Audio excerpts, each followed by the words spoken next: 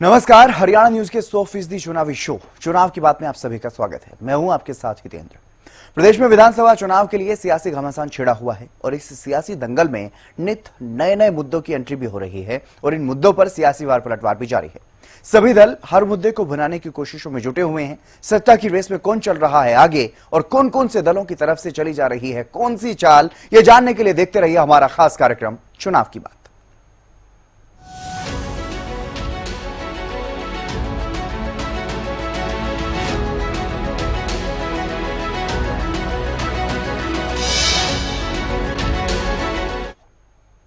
और चुनाव की बात में सबसे पहले जो बड़ी खबर सामने आ रही है वो आ रही है सत्ता पक्ष की ओर से। सत्ता पक्ष भारतीय जनता पार्टी और आरएसएस के बीच एक बैठक चल रही है हरियाणा विधानसभा चुनाव को लेकर के। दिल्ली में यह महामंथन, बीजेपी और आरएसएस की संयुक्त बैठक में हरियाणा चुनाव पर चर्चा।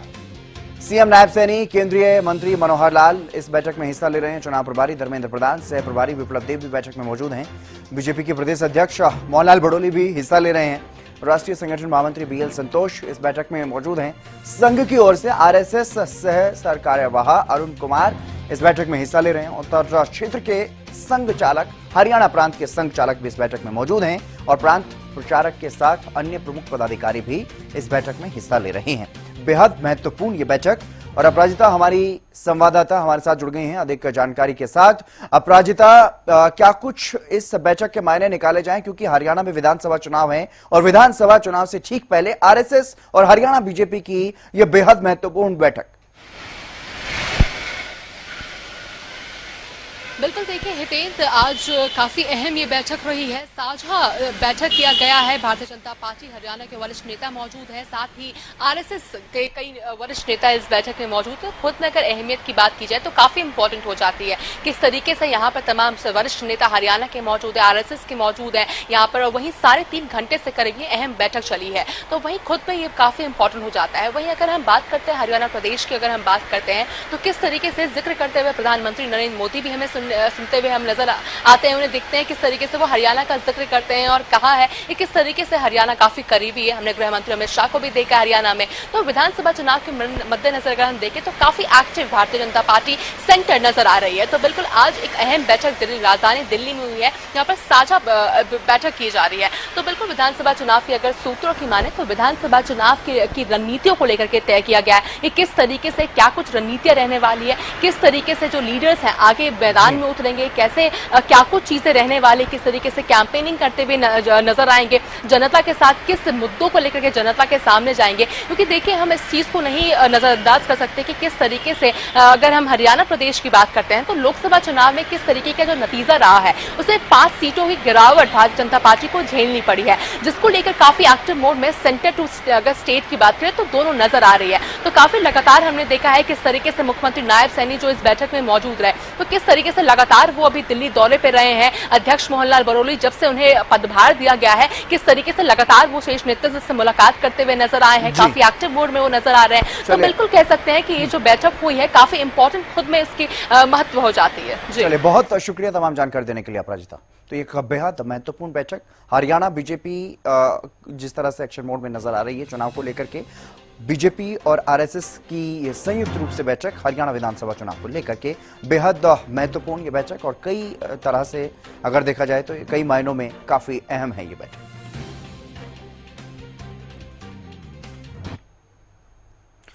चुनाव की बात में बात करते हैं सत्ता पक्ष की ओर से आ रही एक बहुत बड़ी खबर की। बीजेपी के प्रदेश अध्यक्ष मोहनलाल बड़ोली ने एक बड़ा दावा किया और कहा कि इस बार टिकट बंटवारे में 25% नए लोगों को मौका मिलेगा। ये बेहद महत्वपूर्ण खबर आपको बता रहे हैं हरियाणा बीजेपी की तरफ से। हरियाणा बीजेपी के प्रदेश अध्यक्ष मोहनलाल बड़ोली की तरफ से कहा गया है कि टिकट बंटवारे में 25% नए लोगों को मौका मिलेगा। उन्होंने कहा कि किसी ना किसी पुराने को जाना होता है और नए को आना होता है। बीजेपी के प्रदेश अध्यक्ष मोहनलाल बड़ोली का टिकट बंटवारे पर यह पहला बयान है जिसमें वो पार्टी में बदलाव को लेकर के जानकारी दे रहे थे और इसी दौरान उन्होंने टिकट बंटवारे पर भी बड़ा बयान दिया जिसमें उन्होंने बताया कि 25% नए लोगों को इस बार मौका मिलेगा। यानी कि कहीं ना कहीं पिछली बार जो बीजेपी उम्मीदवार रहे हैं उनमें से 25% का टिकट कटना तय मानिए। इस बात के संकेत बीजेपी के प्रदेश अध्यक्ष मोहनलाल बड़ोली ने दे दिए। बीजेपी में 25% नए लोगों को टिकट मिलेगी।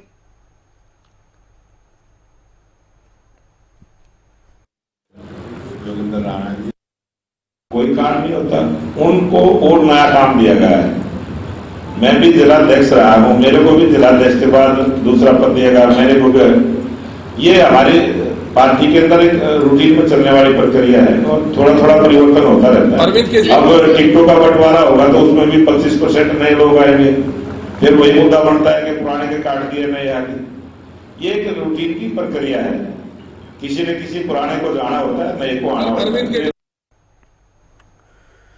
तो बीजेपी में टिकट बंटवारे पर यह बड़ा बयान सामने आया है। बीजेपी प्रदेश अध्यक्ष की तरफ से यह बड़ा दावा किया गया है, 25% नए लोगों को टिकट मिलेगा, यानी कि विधानसभा चुनाव में यह तय हो गया है कि हरियाणा बीजेपी की तरफ से पिछली बार जिन चेहरों पर भरोसा दिखाया गया था, जिन्हें टिकट दी गई थी, उनमें से 25% की टिकट कटना तो तय मानिए, और इससे ज्यादा भी लोगों की टिकट कट सकती है या इससे थोड़ा बहुत कम भी रह सकता है, लेकिन लगभग ये साफ संकेत दे दिए हैं भारतीय जनता पार्टी के प्रदेश अध्यक्ष मोहनलाल बड़ोली ने कि 25% नए लोगों को मौका मिलेगा, यानी कि नए चेहरे जो इस तिकड़मबाजी में लगे हुए हैं कि बीजेपी की टिकट उन्हें मिले, उनमें से 25% को मौका मिलने की संभावनाएं लगभग तय मानिए। अमित तिवारी हमारे पॉलिटिकल एडिटर हमारे साथ जुड़ गए हैं, उनसे इस बयान के मायने समझते हैं। अमित, क्या कुछ समझा जाए? बीजेपी के प्रदेश अध्यक्ष मोहनलाल बड़ोली जो काफी एक्टिव बोर्ड में नजर आ रहे हैं, उनकी तरफ से ये बड़ी बात कही गई है चुनाव में टिकट बंटवारे को लेकर के, अपने आप में बड़ा बयान कि 25% नए लोगों को मौका मिलेगा। निश्चित रूप से हितेंद्र, यह राजनीतिक तौर पर एक बड़ा और महत्वपूर्ण बयान है, और खासतौर पर जब हरियाणा विधानसभा के लिए देखिए सरगर्मियां चल रही है और अभी मोहनलाल बड़ोली को कमान सौंपी है भाजपा ने और उसके बाद वे लगातार एक्टिव मोड में, और इसी बीच उनका यह बयान अपने आप में राजनीतिक तौर पर महत्वपूर्ण है। क्योंकि देखिए भारतीय जनता पार्टी ने पूरे देश में ही पहले भी इस प्रकार का प्रयोग किया था लोकसभा चुनाव में, जब नए चेहरों को मौका दिया और करीब 114 सीटों पर जो है उम्मीदवार बदले थे। तो इसी कड़ी में अब आज मोहनलाल बड़ोली ने भी यह इस बात की ओर इशारा किया है कि 25% जो है वो टिकटें कटेगी, यानी जो मौजूदा विधायक हैं या फिर जो पहले से जिन्हें टिकट दी गई थी और वे चुनाव नहीं जीत पाए तो ऐसे भी चेहरे होंगे, तो निश्चित रूप से ऐसे नए चेहरों को मौका दिया जाएगा। और एक भारतीय जनता पार्टी का एक खास पैटर्न है, वो सर्वे के आधार पर काम करती है, और खासतौर पर जो पहले से सिटिंग एमएलए हैं या जो पहले चुनाव लड़े थे, उनकी अब जो उनके इलाके में, उनके निर्वाचन क्षेत्र में किस प्रकार की स्थिति है, इस प्रकार का तमाम जो अंदाजा जो है वो एक सर्वे के आधार पर लगाया जाता है, और उसी के आधार पर ही संभवतः ऐसे सर्वे करवा लिए गए होंगे, और उसी के आधार पर ही मोहनलाल बड़ोली का यह बयान है, जो कि राजनीतिक तौर पर बड़ा महत्वपूर्ण बयान है। और निश्चित रूप से जो पहले से चुनाव लड़े हुए हैं या जो चुनाव मैदान में डटे हुए हैं या मौजूदा विधायक है, उनके लिए खतरे की घंटी है। जी चलिए, बहुत शुक्रिया अमित तमाम जानकारी देने के लिए, तमाम महत्वपूर्ण जो जानकारी आपने साझा की है, क्योंकि कहीं ना कहीं ऐसे नेताओं की धड़कनें अब बढ़ना तय है जो टिकट को लेकर के आश्वस्त अभी तक नजर आ रहे थे।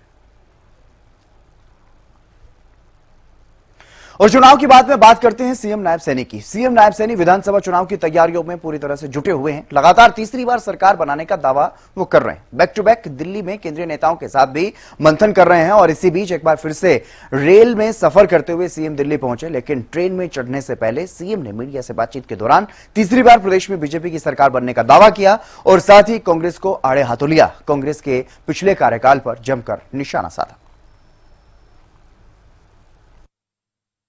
नए विधानसभा चुनाव मजबूती से लड़ रहे हैं और एक तरफा माहौल भारतीय जनता पार्टी का है। नरेंद्र मोदी जी के नेतृत्व के अंदर भारतीय जनता पार्टी हरियाणा में बड़े मैंडेट के साथ तीसरी बार सरकार बना रही है। जितने काम इन पिछले 10 वर्षों में मोदी और डबल इंजन की सरकार ने किए हैं, आज तक के इतिहास में कांग्रेस 55-60 साल सत्ता के अंदर रही है, उनसे 3 गुना ज़्यादा काम इन 10 वर्षों के अंदर हमारी सरकार ने किए हैं। आज देश की प्रदेश की तस्वीर बदलने का काम किया है। आज प्रदेश के अंदर बिना भेदभाव के काम हो रहे हैं। आज प्रदेश के अंदर युवाओं को बिना पर्ची बिना खर्ची के रोजगार मिल रहा है। आज श्रमिक का सम्मान हो रहा है, और आज श्रमिक के साथ साथ किसान का सम्मान भी बढ़ाने का काम ये सरकार लगातार कर रही है। 14 अन्य फसलें अगर हम देखें, किसान की हरियाणा के अंदर एमएसपी पर खरीद करके उनको मूल्य, उसका लाभकारी मूल्य देने का काम ये हमारी सरकार कर रही है। और उसके साथ साथ किसानों को भावांतर भरपाई भी देने का काम ये हमारी सरकार कर रही है। किसानों की अगर फसल का खराबा होता है वो भी मुआवजा तत्परता से पहुंचाने का काम हमारी सरकार कर रही है। और अगर हम देखें किसी भी क्षेत्र में, किसी भी वर्ग के अंदर अगर हम देखें, भारतीय जनता पार्टी मजबूती से उसको आगे बढ़ाने का काम कर रही है। और हम इसी आधार के ऊपर बोलते हैं कि हमारी सरकार के अंदर बातें कम, काम ज़्यादा दिखाई देता है। कांग्रेस के पास झूठ है, झूठ बोलने का काम करते हैं। सुबह उठते हैं, शाम तक झूठ परोसते हैं, और जब शाम तक झूठ परोसते हैं तो उनकी बातों के ऊपर कोई विश्वास नहीं करता। उनका जो पिछला कार्यकाल था, उस कार्यकाल से लोग तंग आ चुके थे, आहत हो चुके थे, त्रस्त हो चुके थे, परंतु उनकी तरफ अब भारतीय जनता पार्टी बड़े मैंडेट के साथ तीसरी बार सरकार, वो अपने कार्यकाल का हिसाब दें। उनके समय के अंदर किस प्रकार का तंत्र चलता था, उनके समय के अंदर किस प्रकार से गरीब व्यक्ति के घरों को जला दिया जाता था, गरीब व्यक्ति की FIR दर्ज नहीं होती थी, गरीब परिवार का बच्चा नौकरी नहीं लग पाता था, किसान की फसल बेचने के लिए दर दर भटकने खानी पड़ती थी, किसान की फसल खराब हो जाती थी, उसको मुआवजा ठीक प्रकार से कांग्रेस नहीं दे पाती थी। ये बहुत सारे काम है, वो अपने कार्यकाल के बारे में बताने का काम कर। और चुनाव की बाद में बात करते हैं नेता प्रतिपक्ष भूपेंद्र सिंह हुड्डा की, जो बीजेपी सरकार से लगातार हिसाब मांग रहे हैं। और इसी कड़ी में एक बार फिर से नेता प्रतिपक्ष भूपेंद्र सिंह हुड्डा ने हरियाणा मांगे हिसाब अभियान के तहत एक बार फिर सरकार पर हमला बोला और कहा कि सरकार के पास हिसाब देने के लिए कुछ नहीं है।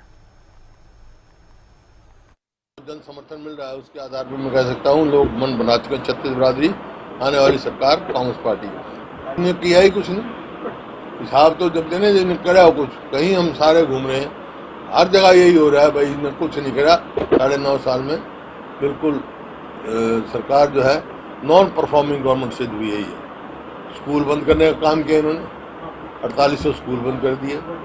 मेट्रो एक वो खंबा भी नहीं लगाया, 1 इंच रेलवे लाइन नहीं बनाई, और कोई एक बड़ी यूनिवर्सिटी नहीं लेके आए, बड़ी संस्था नहीं लेके आए, कोई भी काम ऐसा नहीं। जो नेशनल हाईवे है वो हमारे टाइम के यहाँ इन्हें अटवाने का काम किया है। दादूपुर नलवी नहर तो खुद यही थी जो सोना पैदा कर रही जमीन वहाँ पर, उसको 10-20 साल के बाद वहाँ कुछ भी नहीं होने वाला, क्योंकि पानी का जो लेवल बहुत नीचे चला गया। उनके पास अपना कुछ है नहीं तो मारे ही गिनवाओगे। कुछ अपना हो, मैं तो कहा है बार बार इनको, भाई एक कोई काम बता दो कि हमने ये किया है, 1 यूनिट बिजली पैदा करी हो, 1 इंच मेट्रो बनाई हो, 1 इंच रेलवे, हमने 81 किलोमीटर तो मेट्रो बनाई, 250 किलोमीटर रेलवे लाइन या उसको बनाई या मंजूर कराया, और 4 थर्मल पावर प्लांट लगाए, 1 न्यूक्लियर पावर प्लांट लगाया। इनने 1 यूनिट बिजली की बनाई हो।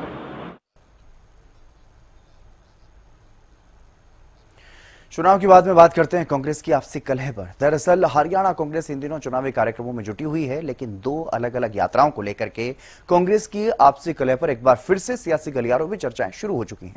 एक यात्रा हरियाणा मांगे हिसाब अभियान के तहत सांसद दीपेंद्र हुड्डा ने की, तो दूसरी यात्रा कुमारी सैलजा के नेतृत्व में चल रही है, जिसके पोस्टर पर प्रदेश अध्यक्ष और नेता प्रतिपक्ष की तस्वीर न होने को लेकर कांग्रेस में आपसी कलह की चर्चा शुरू हो गई।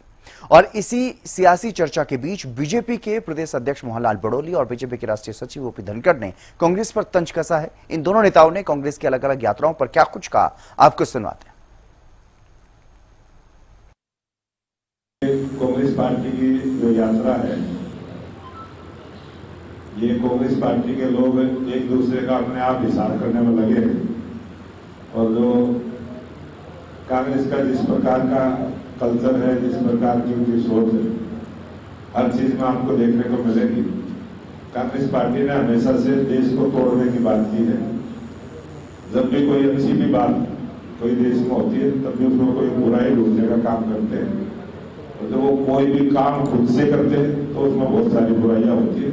वो जो आपने चर्चा की है, वो सारी बुराई कांग्रेस के नेताओं से पूछ रही थी। हरियाणा में चुनाव को लेकर क्या कुछ तैयारी है सर पार्टी की, क्योंकि कम ही समय बचा है? अब भारतीय जनता पार्टी के लाखों कार्यकर्ता जो राष्ट्र के लिए काम करते हैं, देश के लिए काम करते हैं, एक अच्छी सरकार बनाने के लिए भारतीय जनता पार्टी का कार्यकर्ता मजबूती के साथ जनता के बीच में रह के जनता से किस प्रकार की अपेक्षाएं हैं, जनता क्या चाहती है, इस प्रकार का एक हम अपना संकल्प पत्र जनता के सुझाव लेकर तैयार करेंगे। और अभी हमारे सभी कार्यकर्ता वो सुझाव जनता से लेंगे और वो सभी सुझाव हम अपने संकल्प पत्र में शामिल करेंगे। भारतीय जनता पार्टी का कार्यकर्ता जो हमारी पार्टी का काम करने का सिस्टम है उसमें लोगों से संपर्क करते हुए अपने पार्टी के लोकतंत्र में हर नेता को अपनी बात कहने का रखने का हक है। शैलजा जी भी अपनी बात अर्बन सेक्टर में रख रही हैं, बाकी भी कांग्रेस के लोग अपनी अपनी जगह रख रहे हैं। अब आपको भी पता है उनकी धड़ेबाजी का कि मिले सुर हमारा तुम्हारा वाड़ा, बात तो हो नहीं रही है। तुम्हारा सुर तुम्हारा और मेरा सुर हमारा जो है वो मेरा, तो उस नाते से इनकी कहानी चली हुई है। तो इसलिए वो आपके सामने है, जो भी हालात है उस हालात में ये कहाँ पहुंचेंगे।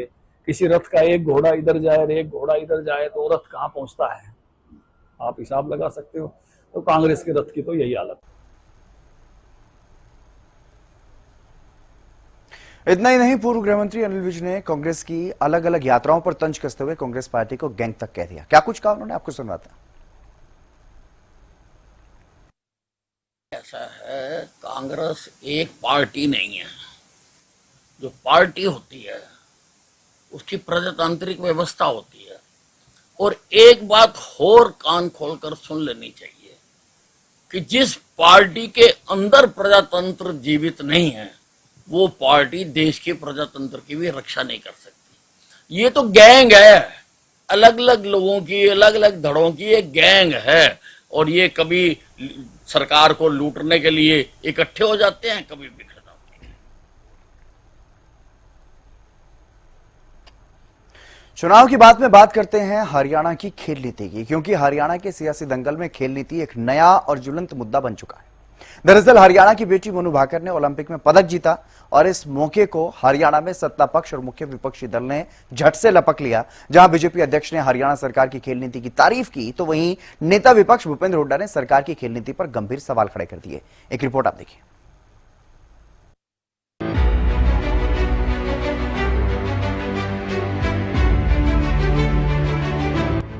हरियाणा की बेटी ने कांस्य पदक जीता। भारत के लिए, देश के लिए ओलंपिक गेम्स में मेडल का खाता खोला है। चारों तरफ से बधाइयों का तांता लगना शुरू हो गया। होना भी चाहिए, क्योंकि मौका है जश्न मनाने का।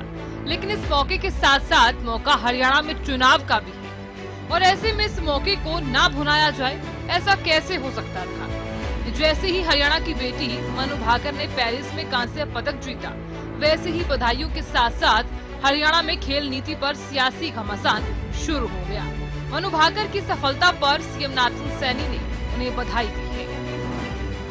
हमारी हरियाणा की बेटी मनु भाकर जी, उनको बहुत बहुत बधाई और शुभकामनाएं देना चाहूंगा कि उन्होंने भारत के सम्मान को, हरियाणा के सम्मान को, तिरंगे के सम्मान को ऊंचा किया है। उनको बहुत बहुत बधाई और शुभकामनाएं मैं देता हूं। और जो मेडलों की झड़ी है इस ओलंपिक गेम में, वो हरियाणा के हमारे सभी खिलाड़ी वो बड़ी संख्या के अंदर लेकर के आएंगे। मैं उन सब के उज्जवल भविष्य की कामना करता हूं, सभी को बधाई देता हूं। और मनु भाकर जी जो पहला मेडल वो लेकर के आई हैं, उनको बहुत बहुत बधाई, शुभकामनाएं। इसी तरह और भी नेताओं ने शुभकामनाएं दी, बधाई दी। लेकिन असली सियासी घमासान शुरू हुआ खेल नीति पर। एक तरफ बीजेपी के प्रदेश अध्यक्ष मोहनलाल बड़ोली ने कहा, हरियाणा सरकार की खेल नीति का कारण आज खिलाड़ी देश और दुनिया में नाम रोशन कर रहे हैं। तो वहीं पूर्व सीएम भूपेंद्र हुड्डा ने हरियाणा सरकार की खेल नीति पर सवाल खड़े कर दिए। मैं हरियाणा की बेटी, भारत की बेटी मनु भाकर ने जो शूटिंग रेंज में मेडल जीतने का काम किया है, मैं बहुत बहुत बधाई, शुभकामना। और शूटिंग रेंज में पहली ऐसे भारत की महिला खिलाड़ी जिन्होंने इसकी शुरुआत की है, और ये शुरुआत देश के लोकप्रिय प्रधानमंत्री नरेंद्र मोदी जी की जो खिलाड़ियों के प्रति जो नीति बनी है, जो पॉलिसी बनी है, उसका लाभ सभी खिलाड़ियों को मिला है, जिसके परिणाम स्वरूप 2014 के बाद जब जब भी एशियन गेम हुए थे, ओलंपिक गेम हुए थे, अंतर्राष्ट्रीय स्तर पर जब भी भारत का खिलाड़ी खेलने के लिए जाता है, मेडलों की जो संख्या बढ़ी है, ये सरकार की पॉलिसी की बहुत बड़ी उपलब्धि है, जिसके कारण से हमारे पूरे देश में खेल के प्रति हमारे युवाओं की रुचि बढ़ी है। इसके लिए मैं भारत सरकार का, हरियाणा सरकार का धन्यवाद भी करता हूं, और मनु भाकर जी को बहुत बहुत बधाई, शुभकामना। जो हमारी छाप है धाकर हरियाणा, उसको मनु भाकर जी ने सिद्ध करके दिखाया है, उसके लिए बहुत बहुत बधाई। और बिल्कुल जो हमारी पॉलिसी है वो लागू करेंगे। पदक लाओ, पद पाओ, और जिसकी जितने लेवल का है उसको, और शुरू से स्पैट की जितना पहले हमने शुरू की थी, स्कूल में ही आइडेंटिफाई करेंगे किस खिलाड़ी का किस में दम है, ताकि हमारी युवा पीढ़ी नशे से दूर रहे, एक कंस्ट्रक्टिव काम में लगे। अब हमने तो खिलाड़ी बनाए, इनने नशेड़ी बना दिए। हरियाणा में जो ड्रग अब्यूज की वजह से पंजाब से ज्यादा डेथ हुई, ये आप लोगों के अखबार में पढ़ा है। और हरियाणा की खेल नीति पर सियासत घमासान मनु भाकर के मेडल जीतने के बाद ही शुरू नहीं हुआ। इसकी शुरुआत 22 जुलाई को देश की संसद में ओलंपिक खिलाड़ियों की तैयारियों पर हो रही चर्चा के दौरान रोहतक से कांग्रेस सांसद दीपेंद्र हुडा ने कर दी थी। इस मौके पर संसद से उन्होंने हरियाणा सरकार की खेल नीति पर सवाल खड़े किए हैं। दुर्भाग्य की बात है सर कि जो नीति थी पदक लाओ पद पाओ, नियुक्तियां देने की नीति, पिछले 10 वर्ष से जो भाजपा की सरकार है इस नीति पे रोक लगाने का काम किया। आपको जान के आश्चर्य होगा कि हमारी खिलाड़ी बेटी साक्षी मलिक को आज तक हरियाणा में कोई नियुक्ति नहीं मिली है। पिछले ओलंपिक के हमारे खिलाड़ी, पिछले ओलंपिक के मेडल विजेता रवि दहिया, नीरज चोपड़ा, इनको अभी तक हरियाणा सरकार में कोई नियुक्ति देने का काम नहीं किया गया। यहां तक कि सर ये तो डीएसपी और अन्य पदों की बात है, जो ग्रुप 3 और 4 उसमें भी 3% खिलाड़ी कोटा हरियाणा के अंदर कांग्रेस की पूर्ववर्ती सरकार ने किया था। उस खेल कोटे को भी समाप्त करने का काम मौजूदा सरकार ने हरियाणा के अंदर किया है। और खिलाड़ियों को जो डीएसपी लगाए गए थे, वो डीएसपी खिलाड़ी सर जो है उनको प्रमोशन तक नहीं दी गई है इन 10 वर्षों में। तो आज उन खिलाड़ियों को धरने देने पे मजबूर वो खिलाड़ी हो रहे हैं। इसके साथ साथ जो कैश अवार्ड मिलता था, आज हमारे खिलाड़ी कैश अवार्ड के लिए महरूम हो गए। जैसे सरकार उनसे किसी बात का बदला ले रही हो कि वो मेडल लेके आए हैं। यहां तक कि 2021 के बाद से अभी तक, आज की भास्कर की खबर आई है सर, भास्कर, दैनिक भास्कर के अखबार को जानो पता हो कि ये सरकार 193 का डिस्कशन लेके आएगी कि खेलों के पदक विजेता कैश अवार्ड से वंचित। 2021 के बाद से कैश अवार्ड दिए ही नहीं गए, और दूसरी ओर नेशनल और इंटरनेशनल वालों को तो आप अभी कह रहे हैं कि वंचित रखा है मगर देंगे, 2021 से वंचित हैं, लेकिन बाकियों को तो आपने बंद कर दिया। हम कांग्रेस की सरकार के समय जूनियर, सब जूनियर और यूथ गेम्स में भी जो मेडल लेके आते थे उनको भी कैश अवार्ड दिया जाता था। बहरहाल हरियाणा के खिलाड़ी भले ही प्रदेश और देश का नाम विश्व स्तर पर रोशन कर रहे हैं, खिलाड़ी अपनी मेहनत के दम पर अपने देश का झंडा ऊंचा करने का काम कर रहे हैं, लेकिन सरकार अपनी पीठ थपथपा रही है और विपक्ष सरकार की खेल नीति पर सवाल खड़े कर रहा है। लेकिन देखना होगा हरियाणा की खेल नीति का मुद्दा विधानसभा चुनाव पर कितना असर डालेगा। Bureau report, Haryana news.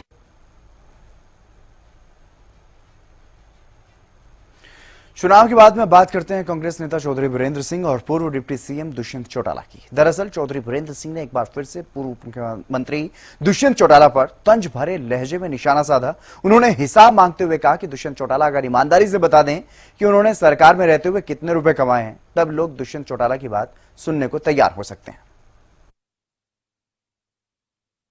जो पहले से जितने पैसे कमाए हैं वो पहले लोगों को बता दे। ईमानदारी से बता दे कितने पैसे कमाए हैं, कितने हजार करोड़, फिर लोग तेरे को थोड़ी बहुत बात सुनेंगे, वरना बात। चलिए फिलहाल के लिए चुनाव की बात में बस इतना ही। आप देखते रहिए हरियाणा न्यूज।